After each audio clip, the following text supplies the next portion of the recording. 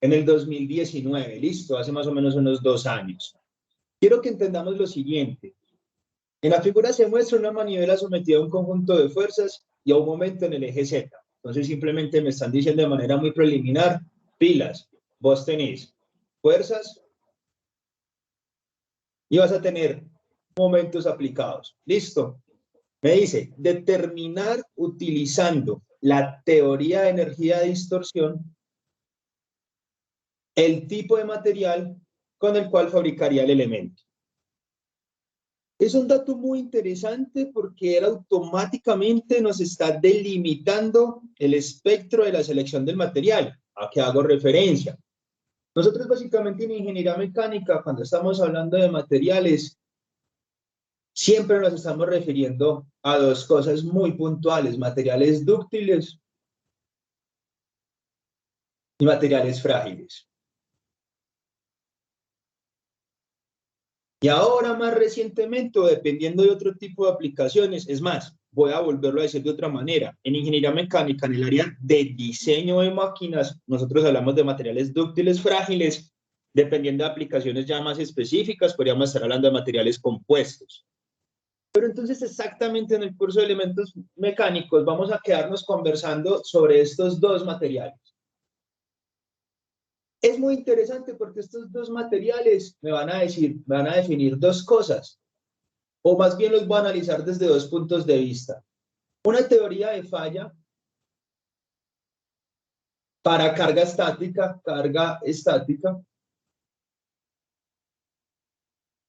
y me van a establecer teorías de falla para el caso de carga dinámica. Listo. Ahora, vamos a ir pensando en lo siguiente, vamos a ir conectando algunas cositas. Siempre que estemos hablando de teoría de falla para carga estática, yo puedo diferenciar en función del material. Entonces yo me pongo a pensar, ¿cómo así que yo puedo diferenciar? Si yo hablo de teoría de falla por carga estática, yo puedo diferenciar en función del material. Claro, ¿qué me dice eso? Me dice, para materiales dúctiles vas a tener una serie de teorías, para materiales frágiles vas a tener otras series de teorías. Eso es lo que yo digo en el caso de diferenciar. Pero cuando yo hablo de teorías de falla por carga dinámica, no puedo diferenciar entre materiales, no puedo diferenciar. ¿Qué me quiere decir eso? Me quiere decir entonces que el comportamiento de un material dúctil comparado con el comportamiento de un material frágil, cuando la carga varía en el tiempo, y cuando yo digo varía en el tiempo puede variar ya sea en magnitud, cambiar valores, lo que sucede en una carga de sismo, ¿sí? Una carga de sismo, usted está sentado en la silla, empieza a moverse la silla y cuando menos pienso se le está cayendo el techo encima, ¿sí? Se debe por el hecho de varias cosas, aumentó el nivel de liberación de energía, por tanto aumentó el nivel de carga. Otro escenario que puede pasar porque se le está cayendo el techo, esto es porque el nivel de vibración generó resonancia. Entonces, hay varios escenarios. Y en ese escenario en que las cargas son de fatiga, en los engranajes lo vimos, lo podemos ver también en la parte de, tenemos engranajes, tenemos muchas veces problemas de vigas en voladizo, las cargas están variando en el tiempo. En todo este tipo de problemas, entrar a decir que yo puedo establecer teorías de falla para dúctiles y otras para frágiles, no lo puedo hacer cuando la carga es dinámica. Siempre vamos a manejarlos con el mismo nivel de teoría. Entonces, como estamos en esta parte de acá,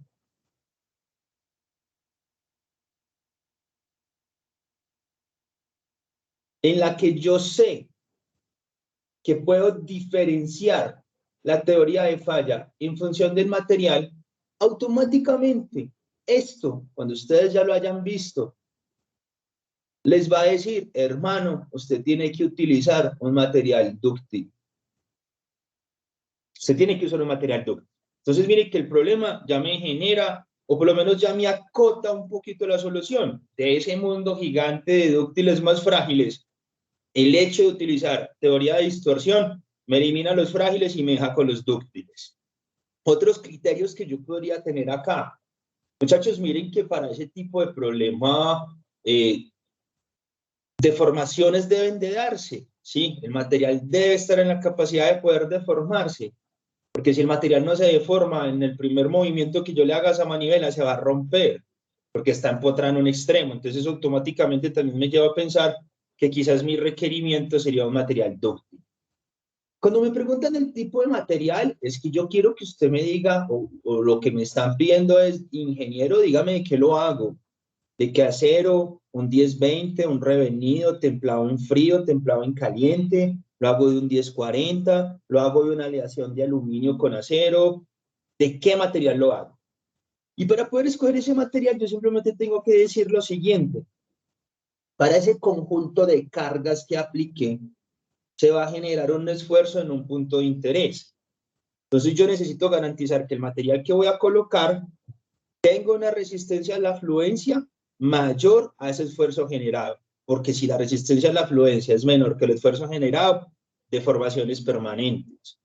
¿No es una cuestión grave, crítica en el momento? No, pero lo vamos a ver más adelante, que esas deformaciones permanentes es la primera etapa en el proceso de falla. Las fallas tienen 3 etapas, la deformación permanente es el primero. Entonces yo como ingeniero mecánico, ¿qué hago? Siempre evito estar cerca de ese límite de fluencia. En otras palabras, lo que yo hago buscar en este ejercicio es esto. Si yo tengo este diagrama, esfuerzo, deformaciones unitarias, que es el ensayo de tensión, y sabemos que esto viene como así, y que aquí en este punto, perdón, yo lo dibujo bien, y que aquí en este punto, yo tengo el SY. Entonces lo que yo quiero es que en el momento de llegar, coger estas fuerzas, moverlo al punto crítico, aplicar la teoría de distorsión, ese esfuerzo que yo calcule con esa teoría se encuentre en esta zona. Está en esa zona, ¿por qué? Porque sé que estoy en la zona elástica, no estoy quedando con deformaciones permanentes. Bien, entonces vamos a hacer lo que hemos visto hasta el momento. Vamos simplemente a hacer sumatoria de momentos. Sumatoria de momentos igual a R cruz, perdón. Sumatoria de momentos igual a R cruz F. Listo. Miremos, o lo sabemos ya de antemano, pues que el punto más crítico o la sección más crítica van a ser puntos muy cercanos a la sección. Entonces, en otras palabras, lo que yo necesito es realizar un corte muy cercanito a ese empotramiento para analizar las cargas que se generan por lo que estoy aplicando en otras partes de la pieza. Entonces, voy a llegar acá y vamos a hacer este vector y esto me va a quedar. El primer vector R va a ser 5 en I. En este punto no hay más fuerzas. Producto cruz con 500 en K. Perfecto. Ahorita vamos a ubicarnos en este punto. Entonces, en este punto sería moverme los mismos 5 que ya me moví, más. Sería 5 en I más este pedazo que es 1 pulgada, sería 6 en I.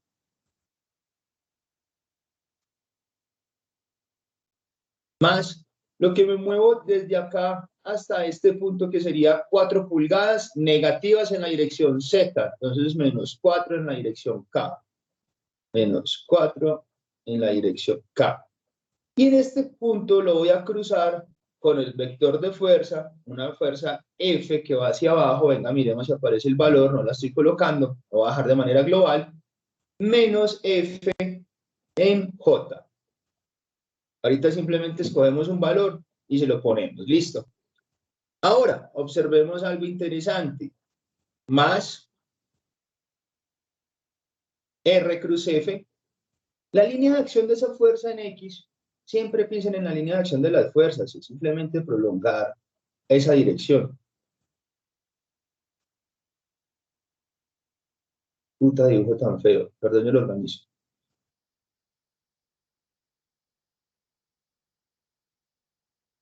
Bueno,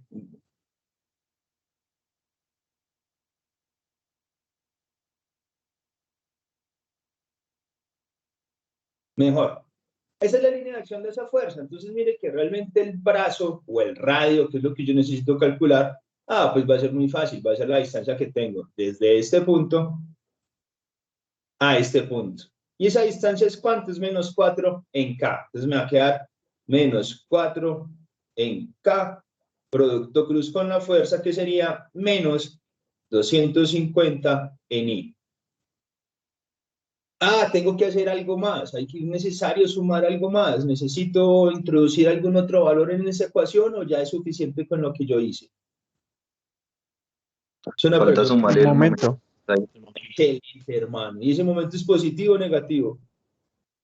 negativo. Negativo. Súper fácil, ¿no? Estos chinos están volando con esto, estoy perdiendo tiempo entonces explicando esta vaina. Listo. Menos 300, entonces aquí pues como son unas cuenticas sencillas, no son tan complejas como las que habíamos visto ayer, lo va a hacer a mano y JK positivo en este sentido, negativo en el otro. Entonces, y producto cruz con K me daría menos J, entonces me daría menos 2500 libra fuerza por pulgada en J. Aquí tengo que IJ me daría acá, IJ me daría acá. Voy a colocarlo aquí menos 6 veces F, 6 veces F en la dirección K, ¿cierto? IJ me da K. Y luego digo KJ, KJ me daría menos I, entonces va a ser K por J menos por menos da más, pero como voy en sentido contrario me va a dar negativo, entonces me daría menos 4F dirección en I. El siguiente me va a dar K por I me daría J positivo, menos por menos me da más, 4 por 2, 50 me daría más 1000 en la dirección J, menos estos 300 que son en la dirección K, menos estos 300 que son en la dirección K. Entonces, si yo llego y resumo el vector de momentos, me va a quedar menos 2500 y J, perdón, yo repaso aquí cómo fue, y me daría C.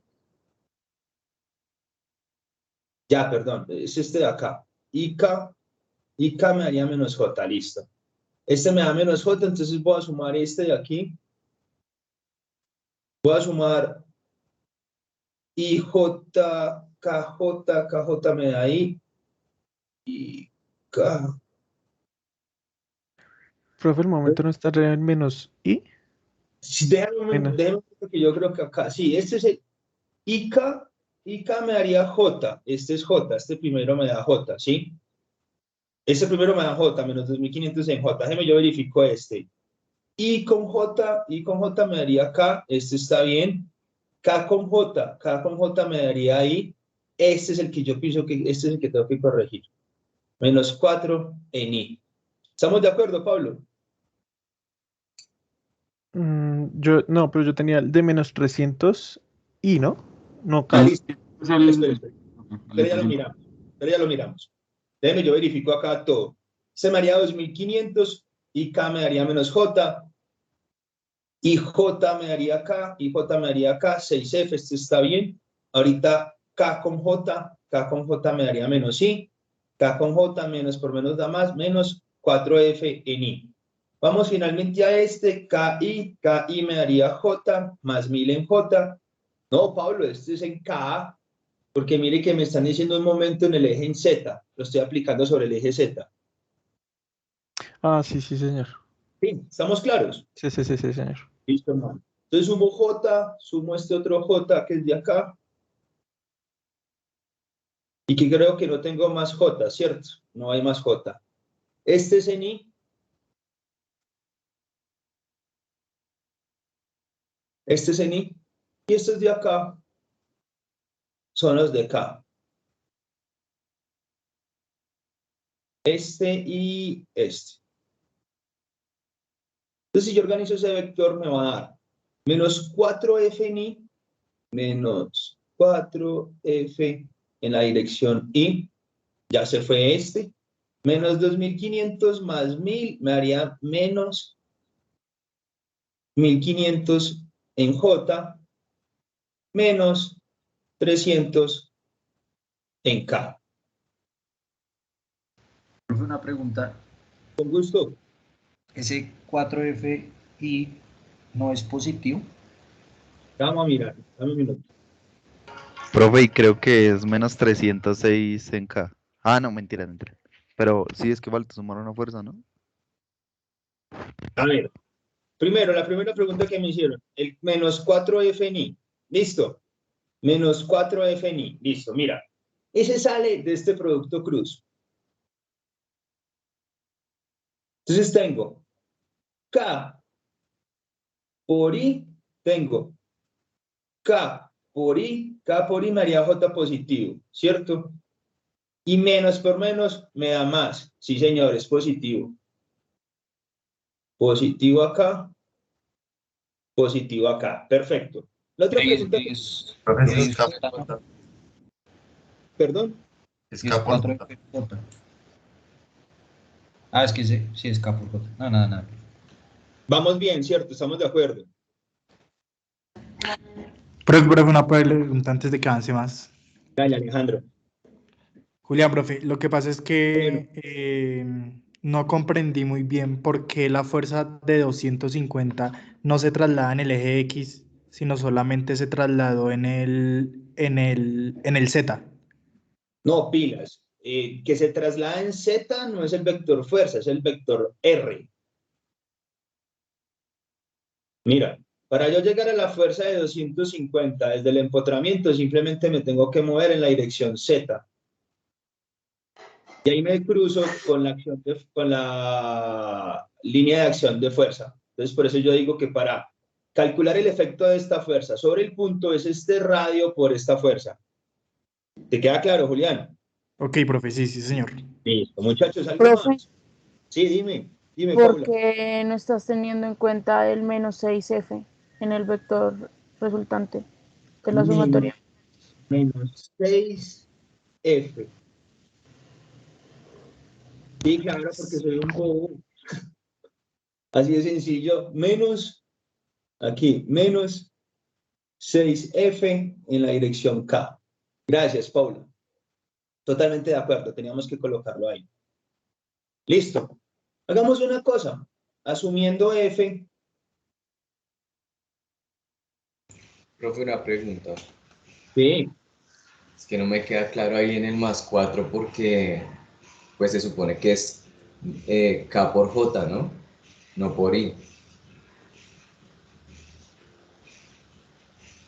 Bueno, retomémoslo. Me dice 4K, 6I, menos 4K, menos F en J. K por J, sí. Espérate a ver. Menos por menos me da más. K por J. K por J me daría I. K por J me daría I. Negativo. ¿Y cómo es negativo? Sí, hermano, negativo. De acuerdo, Alejandro. Compañeros, ¿entendimos ahí o de pronto esto nos generó un poquito de confusión? Es que el compañero se había equivocado y creyó que era I. Ajá. Sí, yo estaba Por eso pensando que era pasó eso. Sí. Listo. Bueno, entonces estamos claros hasta acá. Asumamos F igual a, no sé, a 100 libras para que nos quede fácil las cuentas. Y con F igual a 100 libras, entonces esa sumatoria de momentos va a quedar igual a menos 400 en I, menos 1500 en J. Esto me daría, se va a quedar bien interesante, va a quedar 300 K menos 600, me va a quedar menos 900 en K. Listo, entonces sería 300K menos 6 por F, F vale 100, serían 600, y como los dos son negativos, el efecto se va a sumar. Bien, entonces ahorita lo que queda es simplemente llegar y hacer un dibujo con pues, en detalle de dibujo del que yo pueda llegar y plantear lo que me están diciendo ahí.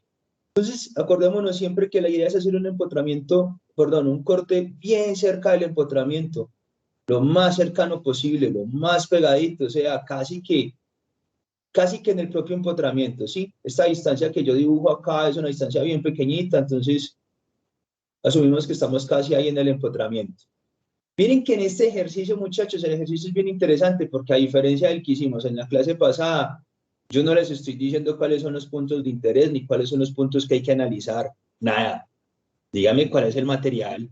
Y lógico, si usted escoge mal el punto, pues el material puede ser que le sirva o no le sirva, pero si usted sabe escoger de manera correcta el punto exacto donde se encuentran los mayores momentos, pues es lógico que es más fácil solucionar el problema. Profe, una pregunta. Con gusto, Daniel. La clase pasada, o en la primera clase, no me acuerdo muy bien, usted nos mostró un ejercicio de un parcial en el que el enunciado decía que era una llave de, de tuercas o de copas. Entonces, y en ese ejercicio no nos dicen cuál es el punto de interés. A diferencia de este que estamos haciendo, en este sí tenemos muy claro que está empotrado en uno de los dos extremos.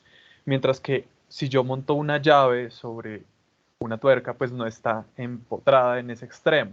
Entonces, me gustaría que en algún momento podamos entrar a revisar ese ejercicio para ejercitar un poco esa decisión de en qué punto tomar o no De pronto sería nuestro este, punto de Daniel. interés. Ese.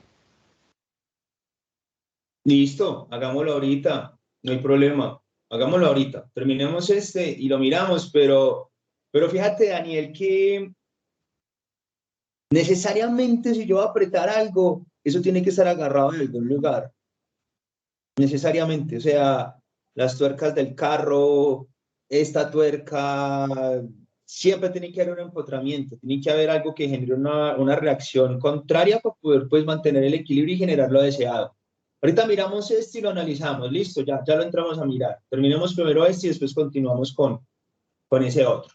Ubico los momentos, sí, momento negativo. Dime.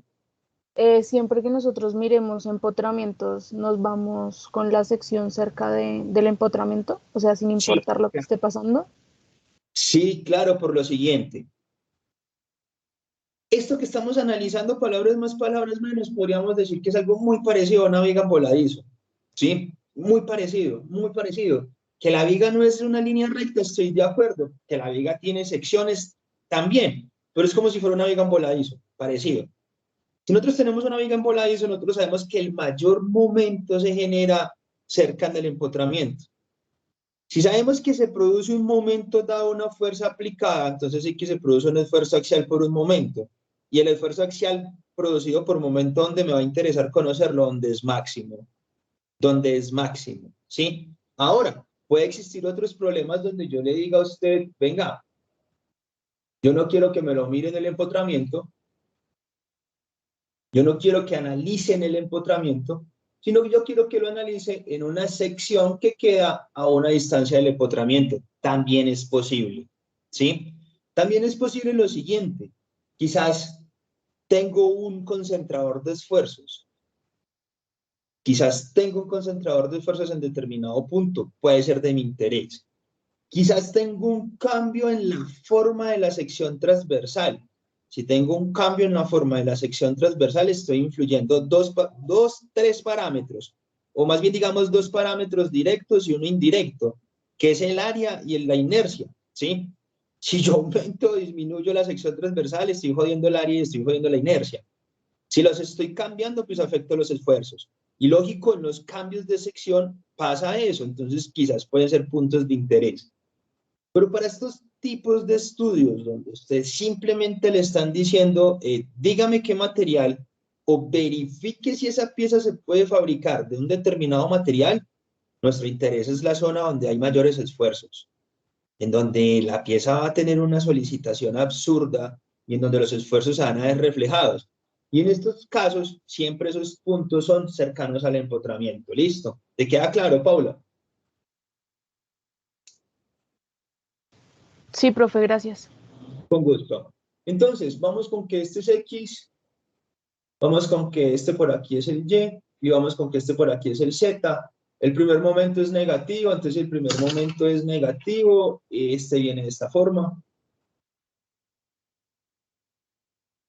y tiene un valor de 400 libras fuerza por pulgada. Listo. Yo casi siempre, muchachos, cuando las unidades las dejo estándar, Newton metro en, no sé, metros por segundo, libra fuerza pulgada, cuando yo ya unifico unidades, me olvido de estar colocándolas porque me satura el dibujo, ¿sí? Lo importante es siempre unificar unidades. Entonces tengo menos 400 en I, menos 1500 en J, vendría así. Eso sería 1500 en J y menos 900 en K, que vendría de esta forma. Listo. Vamos ahorita con las fuerzas. Entonces yo simplemente muevo las fuerzas al punto de interés, ¿cierto? Entonces voy a tener por aquí fuerzas. Va a existir esta.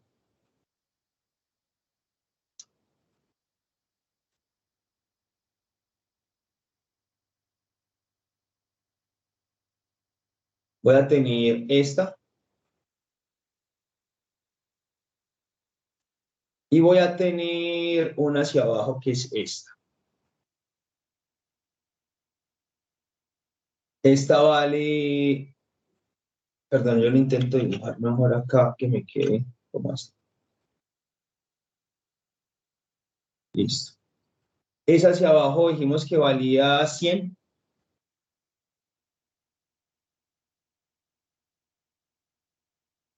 Esta hacia allá vale 250. Y esta hacia acá vale 500. Bien, vamos a hacer una cosa, pero vamos a intentar, antes de hacer esa tabla que hicimos ahorita, intentemos ir un paso más adelante, pensando en que en el parcial pues voy a necesitar ahorrar tiempo, y ponerme a escribir eso me va a tomar tiempo. Entonces, cuando yo lo conozco, yo simplemente voy a entrar a decir, voy a marcar puntos de interés para hacer el análisis y mirar de esos puntos de interés cuál es el que tiene mayor esfuerzo. Entonces marco un punto de interés acá que lo va a llamar A. Marco por aquí un punto de interés que lo va a llamar B. Marco por aquí un punto de interés que lo va a llamar A, B, perdón, este no viene acá, lo estoy dibujando mal. Va a venir un punto de interés que lo va a llamar C, y aquí en este extremo va a venir un punto de interés que lo va a llamar D. En otras palabras, si yo miro ese círculo colocándome de pie sobre el eje X, entonces yo lo que estoy haciendo es sobre ese círculo, lo estoy partiendo en 4 puntos de interés, A, B, C y D. Entonces va a ser A, B, C y D. Hagamos lo mismo. Antes de empezar como a mirar los esfuerzos y los puntos, analicemos de manera global qué produce cada fuerza, quién lo está produciendo, y después entramos a calcular. Entonces, por ejemplo, analicemos este momento, muchachos. Primera pregunta, ¿es un momento flector o un momento torsor? Torsor. Torsor, profe. Súper fácil, ¿cierto? Entonces aquí yo ya llego y digo torsión en cualquier punto. Torsión en cualquier punto. Listo. Este de acá de 900, pues ya sabemos que ahí solo puede existir un momento torsor, los demás son flectores. Ya identifiqué el torsor, los demás son flectores, los demás producen MC sobre I. ¿En dónde producen? Es lo que yo tengo que entrar a mirar. Bien, entonces pregunta, este de 900 es un momento flector que actúa ¿en qué puntos, muchachos? ¿En qué puntos actúa ese momento de 900? En el punto A. En el C.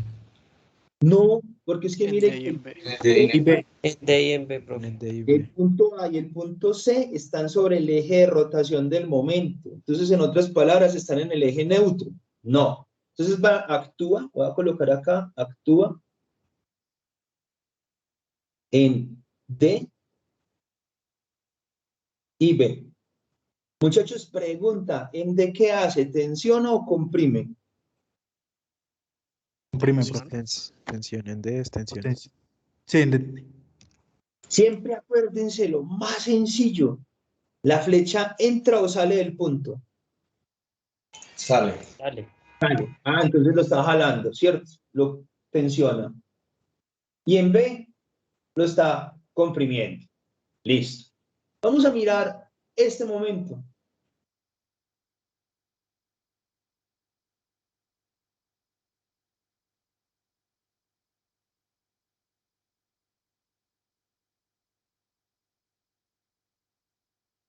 Vamos a mirar este momento.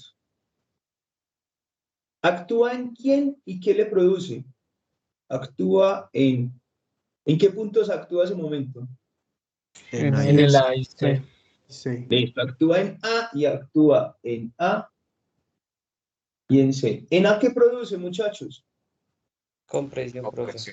Excelente. Y en C produce tensión. Listo. Caracterizados los momentos, entendemos en qué puntos actúan y cuando sabemos en qué puntos actúan, simplemente mirando la dirección de la flecha, yo digo tensión o compresión. Bien, avancemos más. Vamos a mirar ahorita las fuerzas. Siempre cuando estemos buscando fuerzas, identifiquemos cuál genera tensión o compresión. Porque sabemos que independiente del número de fuerzas que vamos a encontrar, solo una produce tensión, compresión. Las demás van a estar en cortantes. Entonces miremos esta.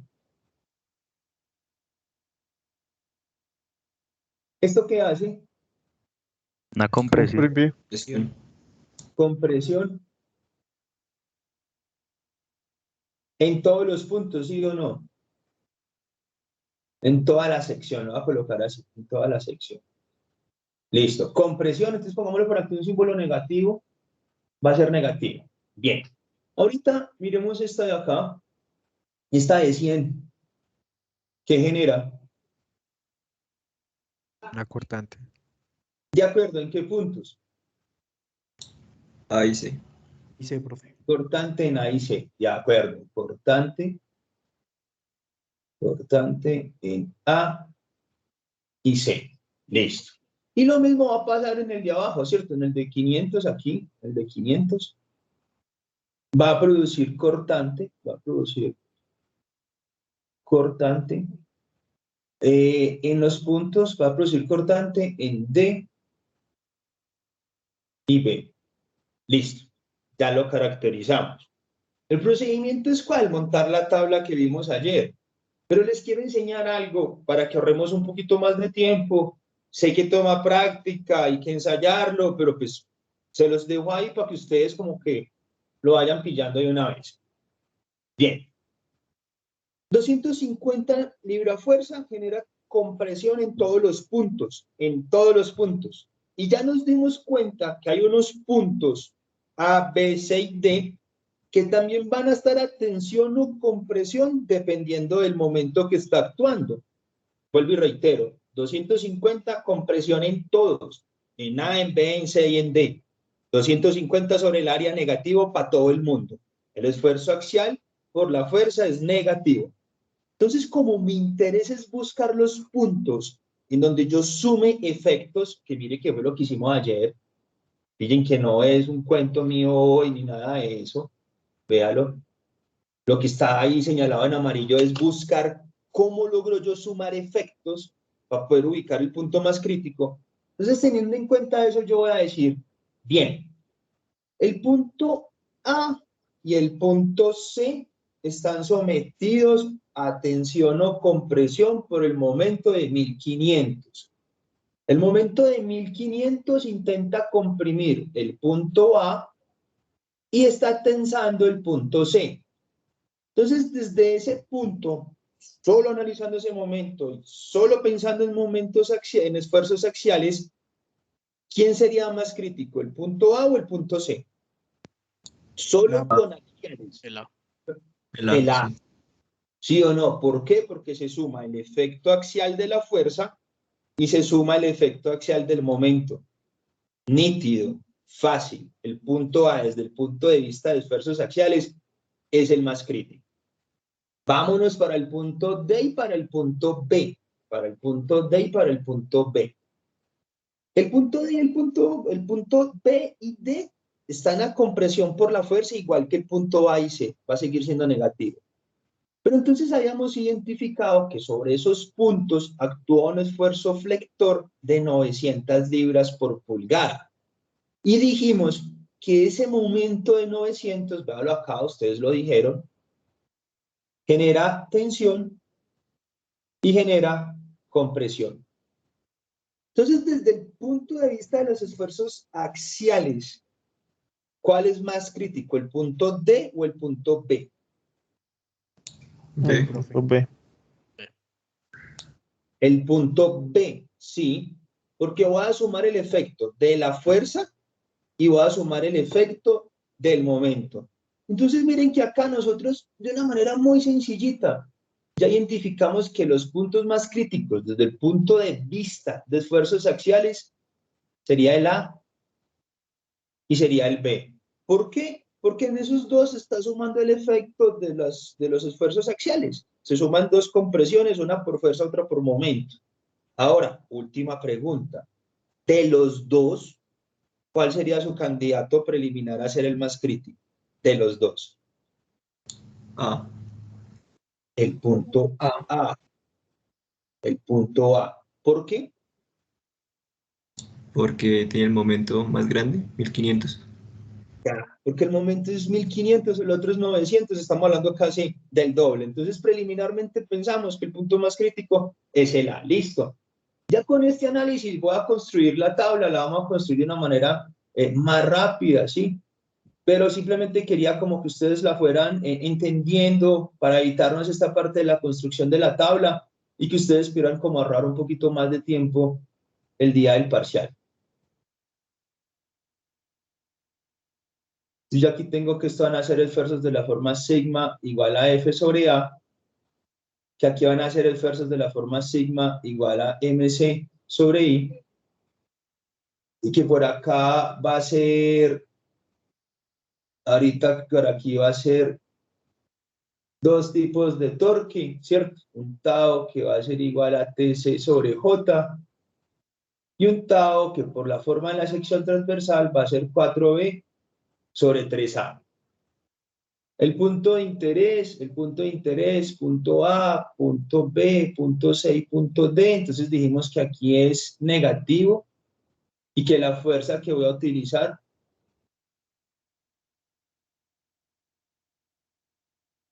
digámoslo así.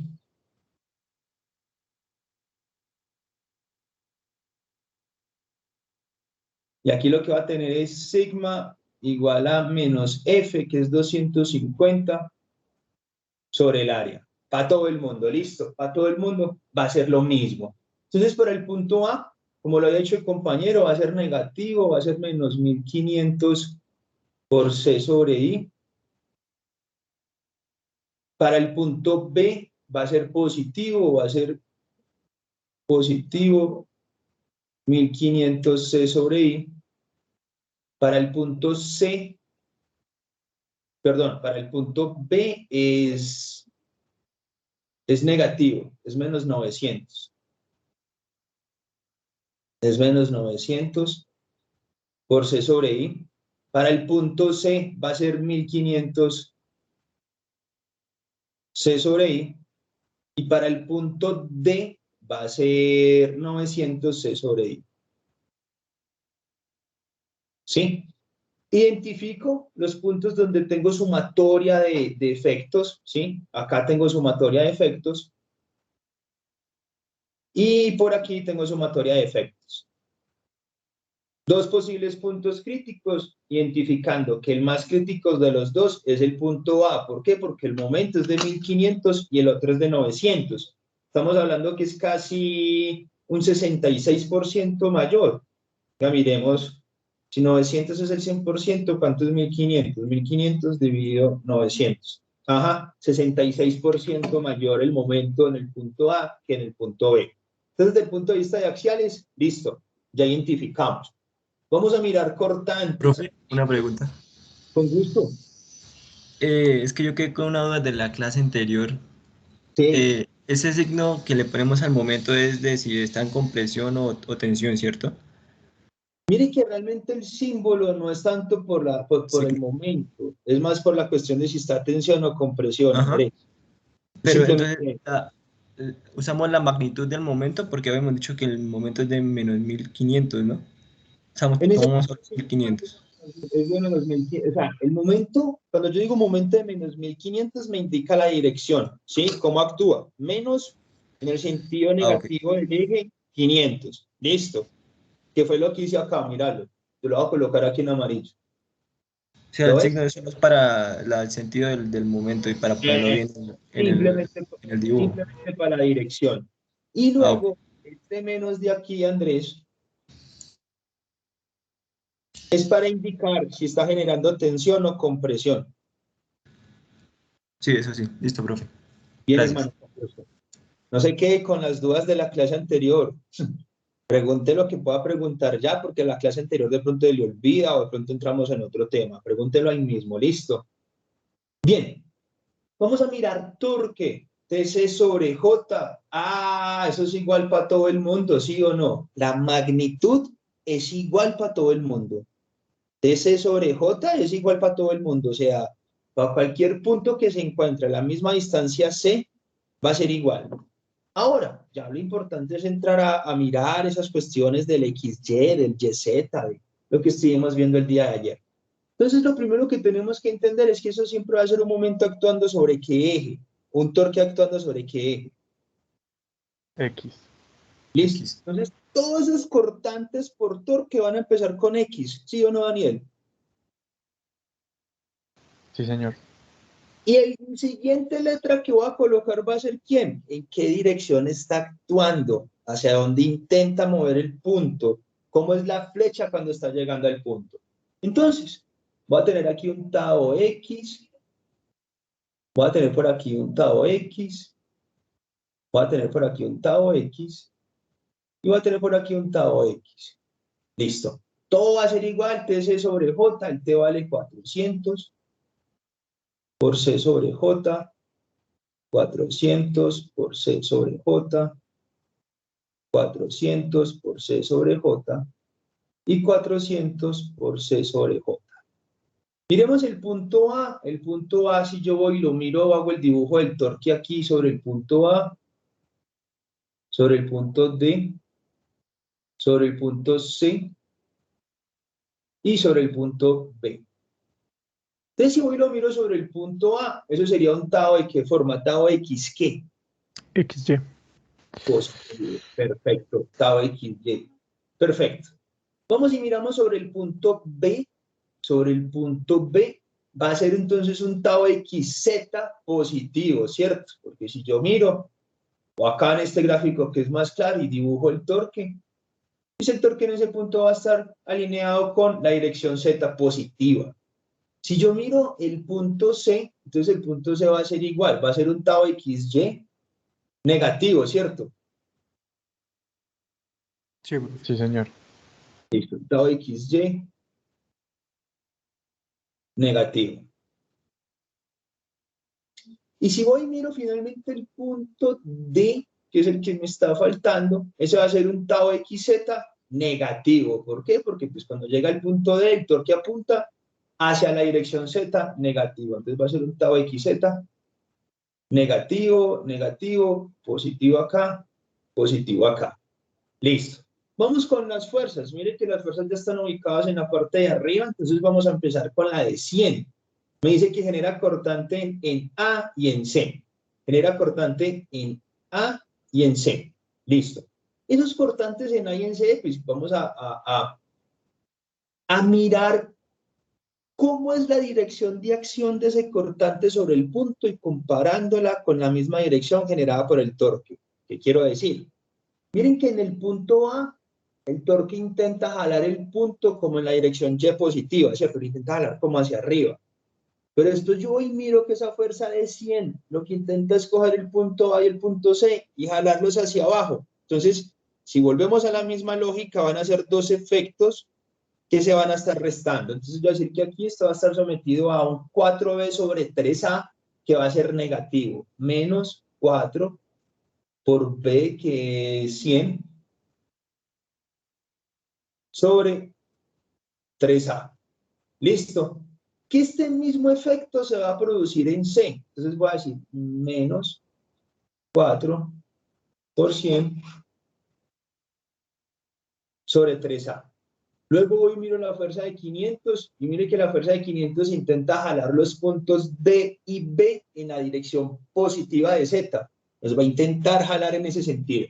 Entonces, en B voy a tener que eso va a ser la fuerza que va a ser positiva acá, que va a ser 500 por 100 sobre 3A. Y aquí va a ser 500 por 100 sobre 3A. Profe, ¿no es 500 por 4? Por 4, sí, profe. Y claro, 500 por 4.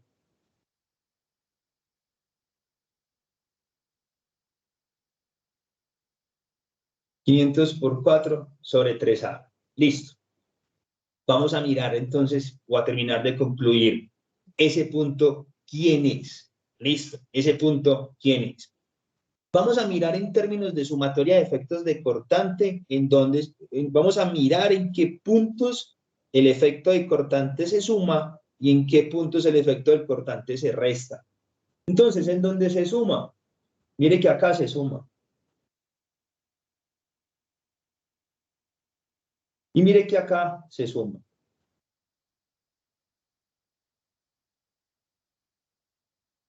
¿Sí?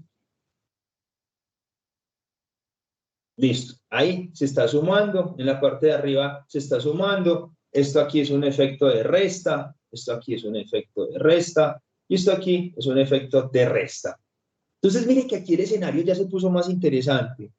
¿Por qué? Porque cuando analizamos los axiales dijimos, ve, listo, el punto A y el punto B son los más críticos porque el efecto del axial se suma.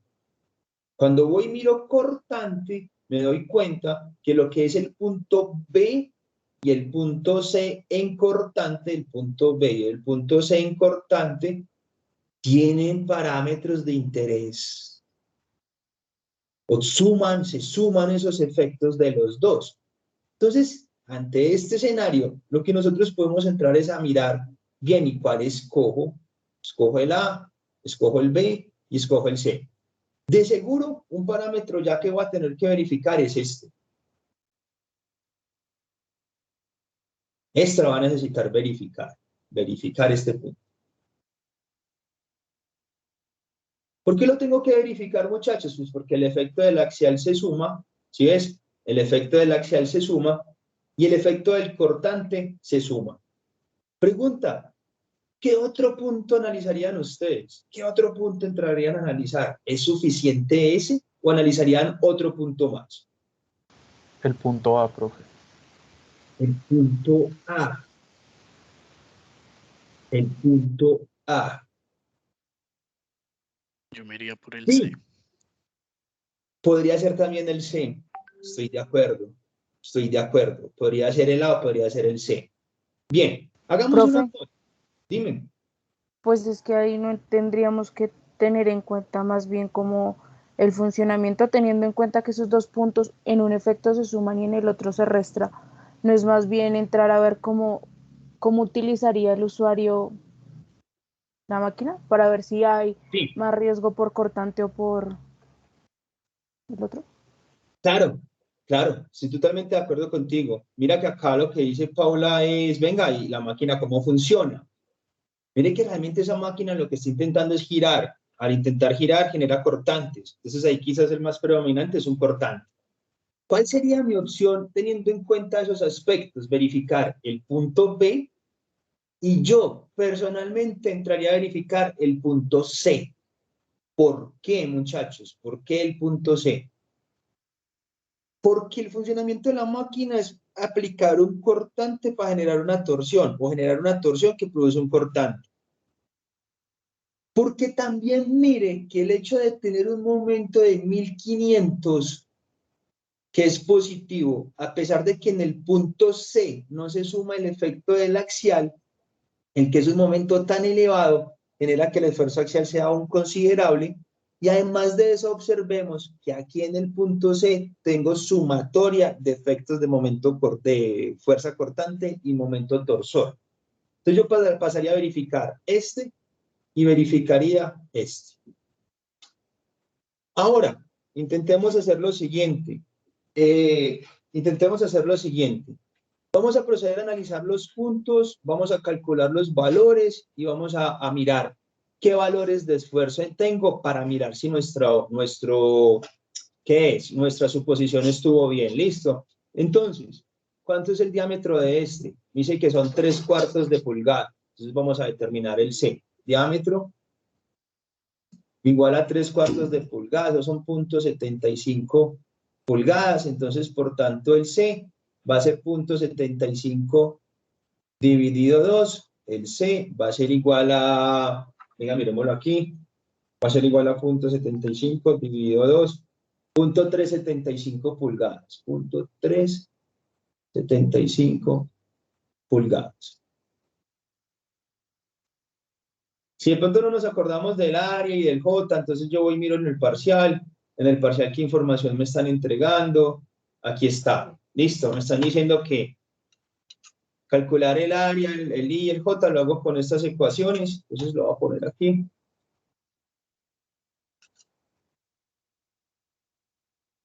Y lo voy a calcular. La inercia. El I va a ser igual a pi por el diámetro, que es 0.75 a la 4.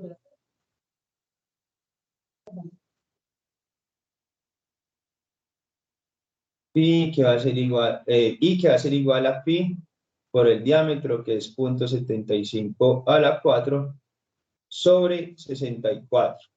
Y el área me da igual a pi por el diámetro al cuadrado, que es 0.75 al cuadrado sobre 4.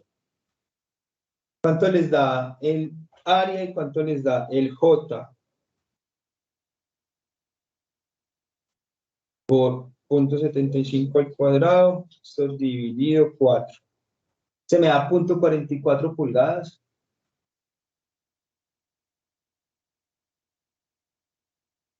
Y el I va a ser igual a I. 0.0155. Déjame, yo ya lo estoy escribiendo acá y lo corrijo. Al Q por 0.75 dividido 32. 0.031, no, perdón. ¿Cuánto te dio? Lo hice mal. ¿Cuánto te dio, Daniel? Es porque es sobre 64. El resultado a mí me dio 0.0155. No te escuché. ¿0.0 qué? 155. Listo. 0.0155 pulgadas a la 4. Entonces,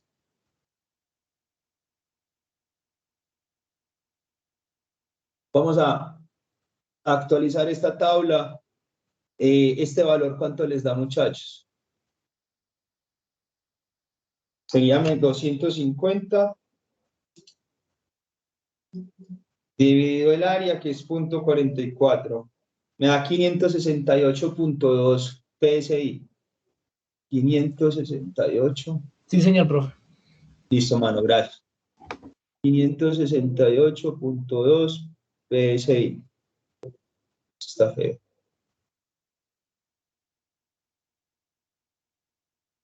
Sigma igual a 568.2 PSI. Calculemos los otros, listo. Calculemos esos flectores, sería 1500 por C, que es el C. Ese me dio 36.290.32. Sí, señor, ¿estás de acuerdo? ¿Cómo lo colocamos aquí? Lo voy a poner aquí con un numerito pequeñito que sería 36.290. Entonces tomaría 36.290 PSI. O sea, acá me haría 36.200.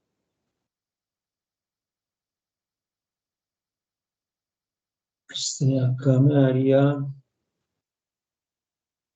36.290 PSI. ¿El otro cuánto les da, muchachos? El que es con 900. 21.734. 21.734 PSI, ¿cierto? Era 74, profe. 74. Listo, 21.774 PSI y 21.774 PSI. Listo. Bien. Profe, el P es negativo. El de arriba, este. Sí, eso. Este es negativo, este es negativo, este es positivo, este es positivo. Bien. Vamos a mirar esos cortantes acá. Vamos a calcular 400C sobre J, 400 por C, que es 0.375, dividido CJ, que es 2 veces la inercia, 2 por 0.0155, me da 4.838.7. Este de acá me da 4.838.7. Este me da menos 4.838.7 y este me da menos 4.838.7. Vamos a mirar los otros, muchachos. 4 por 100 dividido 3 por A me da 303. Este me da 303 negativo menos 303 negativo. Este otro me daría 500 por 4 dividido 3 por A. Me daría 1515.15. Este me daría 1515.15. Y pues ya los otros me daría menos 303, menos 303. Y este me daría 1515.15. Voy a pulir un poquito más esta tabla. Ya va a tener como el punto A, el punto B, el punto C, el punto D, sigma y tau. Listo, ya la sumatoria total para no ponernos como ahí a cada uno volver a reconstruir la tabla. Mira, es que este valor es negativo, listo, menos 568. Entonces me va a dar 568.2 se suma con 36.290. Entonces me va a dar 36.000 en el esfuerzo axial, me va a dar 36.858.2. El siguiente, 568.2 se suma con 21.774. Eso me va a dar 22.342.2. En C me va a dar 36.290 menos 568.2. Me va a dar 35.721.8. Y en el punto D me va a dar 21.774 menos 568.2. Me va a dar 21.205.8. Listo.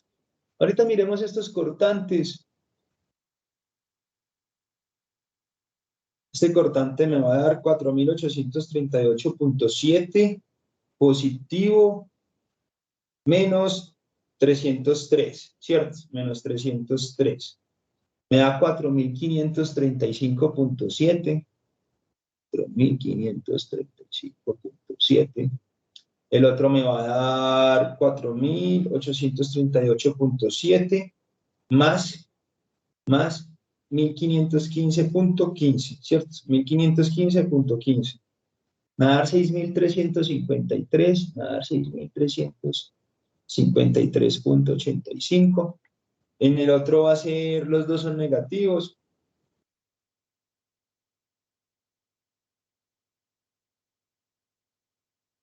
Me va a dar menos 5.141.7 y finalmente me va a dar 4.838.7 positivo, negativo, le voy a restar menos 1.515.15.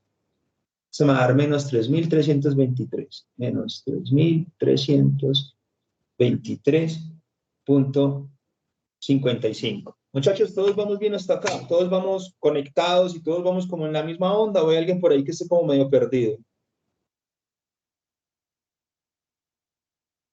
Listo. Bien, profe. De una. Entonces, vamos nuevamente a entender el por qué esos puntos, por qué el B, por qué el C. Primero, mire el punto B. Tiene el mayor efecto por cortante, 6.353.85. Y lo que decía Paula, profe, yo estoy metiendo un torque, o sea, yo quiero generar un torque para poder apretar. Es importante tener en cuenta este escenario. Entonces, por tanto, un primer punto crítico es este. ¿Por qué? Ojo, no tanto por la acción del esfuerzo axial, no, porque mire que en términos del valor del esfuerzo axial hay unos que son mayores. Lo estoy escogiendo en términos del valor del esfuerzo cortante. Listo, primer punto crítico. Ahora, ¿en dónde más tengo sumatoria de efectos cortantes? En el punto C. Mire que el punto C tiene un valor de efecto cortante de 5.141.7. Y mire que a pesar de que en el punto C, en términos de esfuerzos axiales, no se suman los efectos, miren que el valor de esfuerzo axial no es bajito. Vean, no es bajito. Es un valor considerablemente alto comparado con los demás. Entonces, por tanto, los dos puntos que yo procedería a chequear, como lo habíamos dicho con anticipación, sería el punto B y sería el punto C. ¿Listo? El punto B. En el caso de A y de B para el esfuerzo sería negativo, ¿no? Por lo que sumamos dos negativos. Ah, sí, señor. Sí, claro. Este es negativo acá.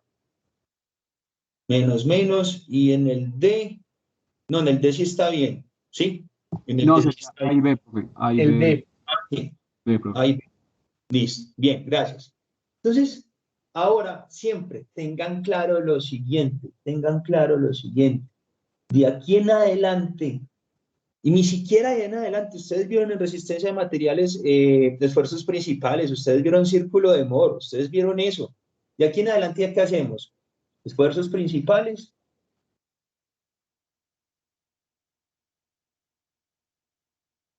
Y de esfuerzos principales se pone fácil. Seleccionar una teoría de falla.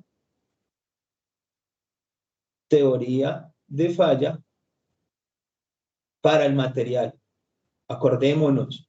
Si es dúctil, voy a tener unas teorías de falla. Si es frágil, voy a tener otras. Es lo único que necesito que sepamos hasta ahorita. ¿Cuáles son? Calma. ¿Cuáles son? Tranquilo. Pero simplemente tengamos claro, en función de los dos materiales, van a haber unas teorías, van a haber unas ecuaciones, va a haber unas cosas que voy a tener que aplicar. ¿Listo? Miren que aquí, todo este problema, a pesar que hace parte de un problema de diseño de máquinas, miren que hasta el momento, todo ha sido mi resistencia a materiales. Listo. Vamos a calcular esos esfuerzos principales. Muchachos, yo vengo y les pongo la ecuación en el parcial. Vean aquí.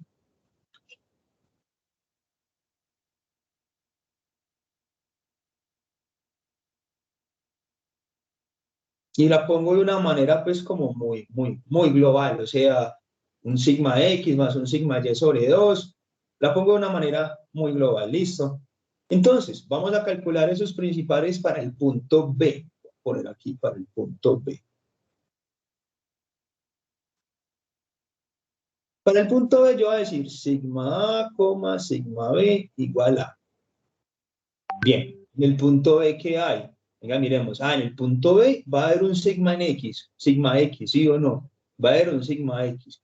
Y mire que el tau me dice el tau XY, entonces esto va a ser sigma X, que ya lo tengo acá en el punto B, el sigma X es menos 22.300.2 más. ¿Cuánto vale sigma Y, muchachos? 0. ¿Por qué vale 0? Porque es que yo no tengo ningún tipo de presión interna sobre el cuerpo que me esté generando eso. Un ejemplo sencillo. O más bien, terminamos esto y después les muestro casos en los cuales yo puedo esperar tener ese componente de sigma Y diferente de 0. ¿Listo? Entonces viene 0 acá, dividido 2, más o menos la raíz de. Esto me quedaría menos 22.342.2 sobre 2 al cuadrado, más ese tau que me había dado 6.353.85 al cuadrado. Mientras que algún compañero va haciendo la cuenta, voy escribiendo la misma ecuación de esfuerzos principales para el punto C. Listo, para el punto C voy a encontrar un sigma A, un sigma B, que va a ser igual a ¿quién? Va a ser lo mismo, va a ser un sigma X en el punto C, que es de 35.721.8 más 0 sobre 2, más o menos la raíz de 35.721.8 sobre 2 al cuadrado, más menos 5.141.7 al cuadrado. Muchachos, para el punto B, ¿alguien me podría regalar los esfuerzos que encontrar? Profe, a mí uno me dio 1680.64. 1680 punto ¿qué? 64. Listo. ¿Y Y el el otro? otro, menos 24.022.64 también. ¿Cómo es menos 24.000 qué? 0.22. 0.22, sí. Listo. Punto ¿Alguien puede? 64 también eso. 164, listo. ¿Y alguien tiene los datos para el punto C? 36.447.000.15, profe.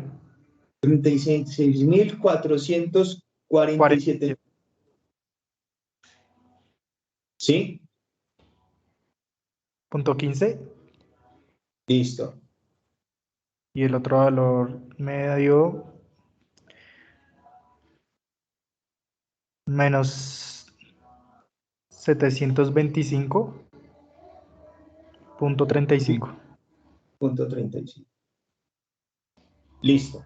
Sigma A, sigma B. Simplemente, ¿qué hago? Lo último que necesito que aplicar, y se los voy a colocar aquí en un color diferente. Siempre acordarme de esto. Sigma 1 mayor o igual que sigma 2, mayor o igual que sigma 3. Pues para poder cumplir esto, entonces yo voy a entender que este es sigma 1, yo voy a entender que este es sigma 3, que sigma 2 es igual a 0. Voy a entender que este es sigma 1, voy a entender que este es sigma 3. Bien, calculé los esfuerzos principales ya. Ahora me dice, seleccionar una teoría de falla para el material. Miren algo del problema, muchachos. El problema ya les está diciendo a ustedes cuál es la teoría de falla. ¿Sí? Ya les está diciendo cuál es la teoría de falla. Y les dice que la teoría de falla que quiero que utilicen es la teoría de energía de distorsión. A este punto del conocimiento, muchachos, no me interesan que sepan de qué trata, cómo se formuló, del volumen de distorsión, ni que abajo, cuando usted está metido en la profundidad del agua, entonces la columna de presión es tan grande que, bueno, esa teoría todavía no. Simplemente entendamos, es una teoría representativa de un fenómeno asociado a un material que me entrega una ecuación, Miremos qué es esa ecuación. Véala acá.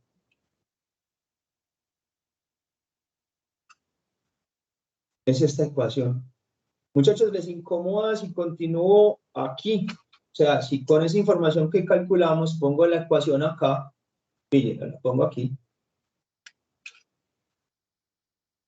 El OneDrive es muy bacano, o sea, a mí el OneNote es muy bacano, pero mantener el orden me ha parecido, ser organizado me ha parecido muy difícil. Entonces, miren cuál va a ser ahorita el asunto. Miren que con estos dos de aquí, voy a entrar a esta ecuación y voy a encontrar un sigma rayita. Y después, con estos dos de acá, voy a entrar a esa misma ecuación, voy a entrar a esta ecuación, y vamos a encontrar otro sigma rayita. ¿Listo? Hagamos esas cuentas rápidamente. Miren que como sigma 2 es 0, la ecuación se simplifica muchísimo. Esto se va de paseo, esto se va de paseo, y esto se va de paseo. Y simplemente la ecuación que tengo que solucionar es sigma prima igual a sigma 1 al cuadrado más sigma 3 al cuadrado menos sigma 1 por sigma 3. Si aplicamos eso aquí, entonces vamos a decir que ese sigma prima es igual a la raíz de ¿quién? De 1680.64 al cuadrado. Eso 1680.64 al cuadrado más menos 24 20.64 al cuadrado menos sigma 1, 1680.64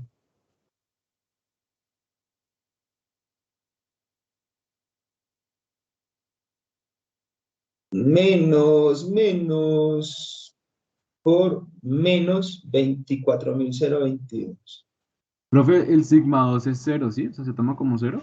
Y claro, el sigma 2 es 0. Listo. Ese sigma 2 es ¿Y ese sigma prima es sigma promedio o qué, o cómo se llama ese, profe? Ya voy, ya vamos para allá, bacana su pregunta. Eso es ya vamos para allá, calculemos los dos y ya te explico qué es lo que quiere decir ese sigma primo, listo. No es un Profe. promedio, pero es algo representativo, listo, ya lo vamos a mirar. El Listo. primero me dio 24.165. Sigma prima igual a 24.000, ¿qué? 165.05. Profe, a mí me dio diferente, qué pena. Venga, miremoslo. 1680.64 al cuadrado más 24.022.64 al cuadrado menos 1680.64 por menos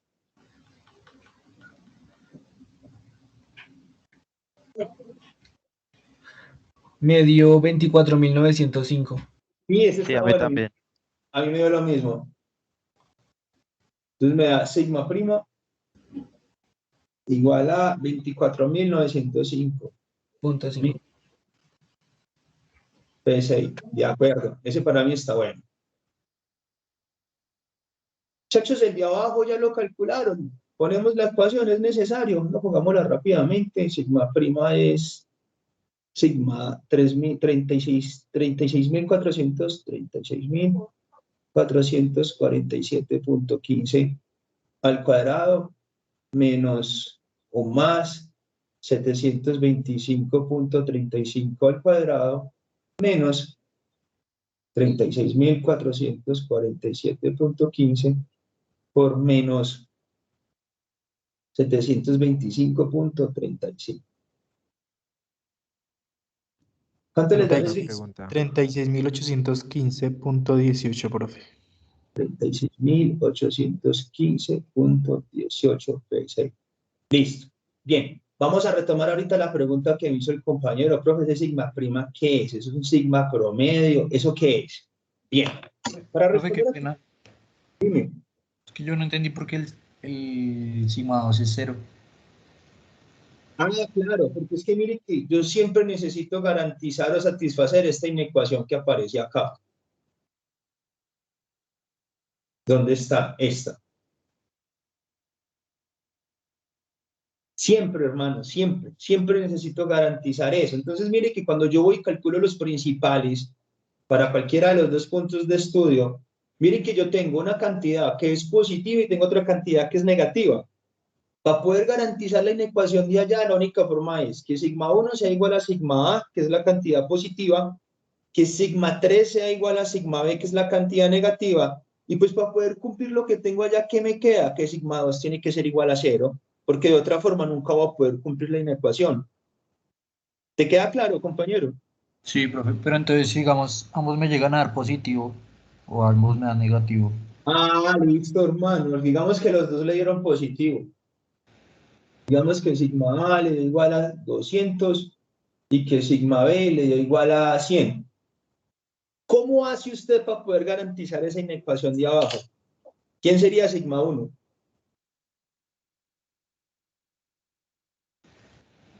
Ya, qué pena, es que tengan el micrófono apagado. Tranquilo, Andrés. ¿Quién sería sigma 1? Sigma 1 sería 200 y sigma 3, 100. No, Sigma 2, ¿no? no, porque entonces, ¿qué valor le ponemos a sigma 2? Cambio, pille, si usted dice sigma 1, 200, sigma B, 100, ¿cuánto tiene que valer sigma 3 para poder cumplir eso? 0. No, profe, espéreme, no, me perdí. No, relajado, esté tranquilo, vea, esté tranquilo. Aquí simplemente el asunto se resume mucho. ¿Por qué? Porque yo no tengo esa componente de esfuerzo estos de aquí, estos sigma y, yo no los tengo. A mí nada me está generando presión sobre el cuerpo. O sea, lo único que me genera tensión con presión es esa fuerza. ¿Listo? Yo siempre voy a encontrar, en este caso, voy a encontrar dos esfuerzos principales. Encuentro un sigma A, un sigma B, que necesito poder relacionarlo con los esfuerzos principales sigma 1, sigma 2, sigma 3. ¿Listo? Sigma 1, sigma 2, sigma 3 se relacionan entre ellos con esta inecuación, con esta. Eso siempre lo tengo que cumplir, siempre, ¿sí? Ahora, resulta y pasa que cuando yo aplico la ecuación, me arrojan dos valores y necesito saber cómo ubicar sigma 1, sigma 2 y sigma 3. Y esos dos valores fueron estos. Entonces yo voy a decir, bueno, este sería sigma 1, este sería sigma 2, perdón, sigma 2. Pregunta es, ¿cuánto vale sigma 3? Yo no puedo inventarme un valor de sigma 3. Yo lo único que puedo decir es que utilizando esta inecuación, entonces me va a quedar 200 mayor o igual que 100, y necesariamente sigma 2 tiene que ser mayor que sigma 3, entonces por tanto yo digo que sigma 3 en este caso vale 0. ¿Qué quiere decir cuando eso pasa? Que si yo me pongo a graficar el círculo de Moore, estoy en el lado derecho.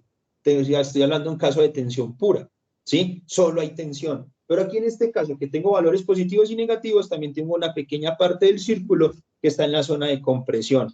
Andrés, ¿más claro o todavía dudas con esta parte? No, profe, ya ahora sí, claro.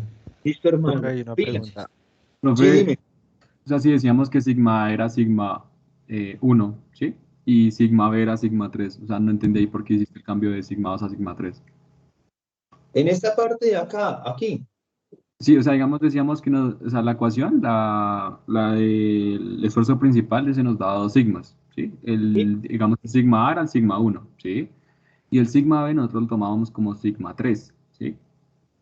Listo. Vuelvo a lo Y teníamos... mismo. Pilas.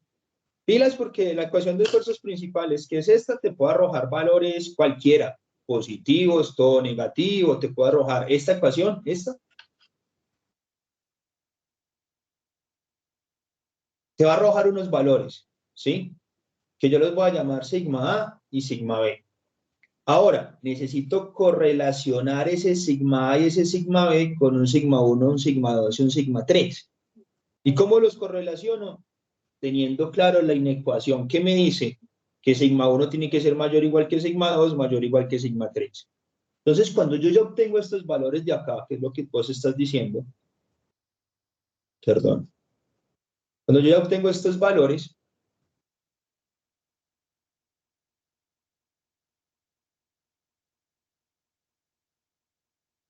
yo digo, listo, ya encontré sigma A, sigma B, venga, ¿cómo los correlaciono? ¿Quién es quién? Entonces, para cumplir esa inecuación, yo tengo que entender que el sigma A de 1680, pues tiene que ser sigma 1, porque tiene que ser el mayor de todos. Y después yo voy y miro y digo que el valor que es negativo de menos 24.022.64 para cumplir lo que tengo en esa inecuación es sigma 3 y por tanto sigma 2 vale 0. Pero el otro caso que estábamos analizando es cuando todos son positivos. ¿Cómo lo hago? Pues cuando todos son positivos, sigma 1 es el valor mayor, sigma 2 es el siguiente positivo que no es el mayor y sigma 3 es igual a 0. ¿Te queda claro o todavía tenemos dudas con eso? Ah, sí, ya ¿Un entendí. sigma igual a 0, profe? ¿Perdón? Sí, un sigma siempre tiene que estar igualado a 0, porque si por ejemplo en el anterior ponemos el mayor 200, el sigma 2 150 y sigma 3 100. Sí, claro. Está bien. Lo que pasa es que eso ya depende de la naturaleza del problema. Aquí estamos hablando de problemas en un círculo de Moore en 2 dimensiones, no en 3. Okay. Listo, aquí, Sí. aquí cuando usted esté solucionando esto, siempre te van a dar solo dos esfuerzos principales. Listo. Vamos claros, muchachos. Bien. Voy a retomar lo que me preguntó el compañero. ¿Quién es ese sigma prima? Muchachos, ese sigma prima es el esfuerzo de Von-Mises, así se llama. Si ustedes en algún momento de su carrera han hecho análisis de elementos finitos, siempre les doy un esfuerzo de Von-Mises. Ese esfuerzo de Von-Mises, en teoría, ¿qué es? Es un esfuerzo representativo de todas las cargas que estoy aplicando sobre el sistema y que es un esfuerzo equivalente a como si yo tuviera una carga de tensión sobre mi cuerpo. En otras palabras, ¿qué es lo que hace la teoría de esta teoría? Me dice, vea hermano, no importa usted con qué me cargue, porque mire que hay cargue con fuerzas y con momentos. La teoría lo que hace es coger todos esos elementos, todas esas cargas, representarlas por un esfuerzo significativo que va a tener la misma variable de medición, que va a ser un concepto que se llama energía, lo vamos a ver más adelante, y que ese esfuerzo representativo de esas cargas que yo puse en toda esa pieza va a ser igual a como si yo tuviera esta piecita solo con una carga de tensión. Eso es lo que me dice ese sigma prima. Listo. 11:31, vamos a hacer un minutico más acá. Miren que cuando calculo esto sigma prima, el asunto terminó. ¿Por qué? Necesito calcular un factor de seguridad. ¿Cómo lo voy a calcular? Un SY sobre ese sigma prima. ¿Quién es ese Y? La caracterización mecánica del material. Entonces venga. Como sé que es un material dúctil, y yo necesito tablas de materiales dúctiles, ¿cierto? Aquí estamos viendo una tabla de materiales dúctiles. Perdón, yo ya lo suelto, muchachos, es que no quiero dejar esto volando hoy, ¿sí? Aquí tengo una tabla de material dúctil, entonces yo lo que tengo que hacer es lo siguiente. Si la pieza va a funcionar bien, quiere decir que el factor de seguridad es mayor que 1. Y para que ese factor de seguridad sea mayor que 1, entonces necesito buscar un material cuyo límite de fluencia sea mayor que ese sigma prima. Entonces yo, por ejemplo, vengo y miro acá y digo, resistencia a la tensión, resistencia a la fluencia. Esta es la que me interesa. Y necesito materiales que tengan valores mayores que 36.815.18 PSI. En otras palabras, esto sería 36.8 kPSI. Listo. Entonces, mire qué interesante. Miren que si yo utilizo un acero 10-10, ¿cierto? Rolado en frío, esa resistencia a la fluencia es de 44 kPSI. Entonces, yo vengo aquí, calculo el factor de seguridad, 44 dividido 36.8, esto va a ser igual a... Esto va a ser igual a un factor de seguridad aproximadamente igual 1.2. Usted cumplió con su ejercicio, usted está diciendo, yo hágame esa pieza de ese material 10-10, le garantizo un factor de seguridad de 1.2. Pero quizás por la aplicación es un factor de seguridad muy bajo, quizás yo necesito factores de seguridad de 2 o de 3. ¿Qué hago? Voy y busco un material que tenga un límite de fluencia mayor. Por ejemplo, miremos un 1040 rolado en frío. Entonces, ¿qué va a pasar ahí? Va a tener 71 dividido 36.8. ¿Cuánto me da eso? Me da 71 dividido 36.8. Me da un factor de seguridad aproximadamente de 1.92. Listo, muchachos. Yo creo que con esto ya terminamos pues la parte introductoria de esfuerzos combinados. Vamos el martes de la otra semana. Voy a empezar con la teoría. Con la parte de la historia, ya empezamos a mirar las teorías de falla. Terminando teorías de falla, empezaríamos con un poquito de la parte dinámica y ahí ya como que estaríamos sobre la temática del corte. Muchachos, ha sido un placer. Nos conversamos el martes. Buen final de semana. Aprovechen el festivo y descansen. Nos estamos hablando. Muy buen día para todos. Que estén muy bien. Hasta luego, profe. Gracias, profe. Hasta luego. Hasta luego, profe. Gracias. Gracias. Profe. Chao. Profe, qué pena me le erró un minutico. Dime. Profe, es que te quería preguntar, no sé si, pues, es que ya habíamos hablado de eso y pues los grupos en un principio, pues, su merced dijo que eran de A4, ¿cierto? Yo no sé, pues, si haya una posibilidad de que se pueda un grupo de A5. No sé, espere y miramos más adelante ¿O por qué usted está faltando y no tiene grupo? Sí, profe. No, a nosotros nos falta uno en el grupo. Vea, Miguel, hablé con David. Listo. Voy a hablar entonces con... Paren ahí y después miramos. Lo que pasa es que sí prefiero como grupos más pequeños porque entre 5 se jalan las greñas y después empiezan a pelear y no sé. Me gustaría 4, pero pues esté tranquilo que si al final lo encontramos, miramos en dónde lo ubicamos. ¿Listo? Listo, profe, hágale. Bueno, profe, una cosita. El ¿sí? correo que toca enviarle con los grupos, solamente nombres y qué información Ya. como tal. Oye, ¿Nombres solamente? ¿Quiénes son? Se acabó. No me Y mueren.